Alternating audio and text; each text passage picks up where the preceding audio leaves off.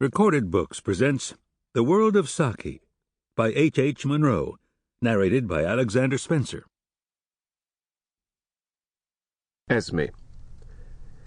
All hunting stories are the same, said Clovis, just as all turf stories are the same, and all...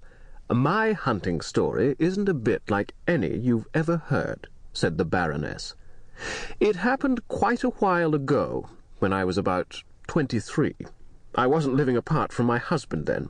You see, neither of us could afford to make the other a separate allowance. In spite of everything that proverbs may say, poverty keeps together more homes than it breaks up. But we always hunted with different packs. All this has nothing to do with the story. We haven't arrived at the meet yet.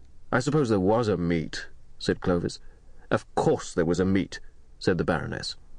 All the usual crowd were there, especially Constance Broddle. Constance is one of those strapping, florid girls that go so well with autumn scenery or Christmas decorations in church. "I feel a presentiment that something dreadful is going to happen," she said to me. "Am I looking pale?" She was looking about as pale as a beetroot that has suddenly heard bad news. "You're looking nicer than usual," I said, "but that's so easy for you."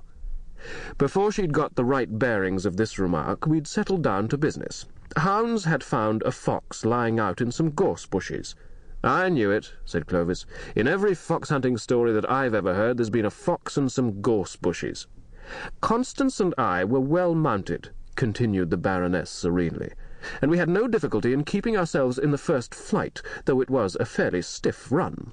Towards the finish, however, we must have held rather too independent a line, for we lost the hounds and found ourselves plodding aimlessly along miles away from anywhere. It was fairly exasperating, and my temper was beginning to let itself go by inches, when, on pushing our way through an accommodating hedge, we were gladdened by the sight of hounds in full cry in a hollow just beneath us. "There they go!" cried Constance, and then added in a gasp, "In heaven's name, what are they hunting?"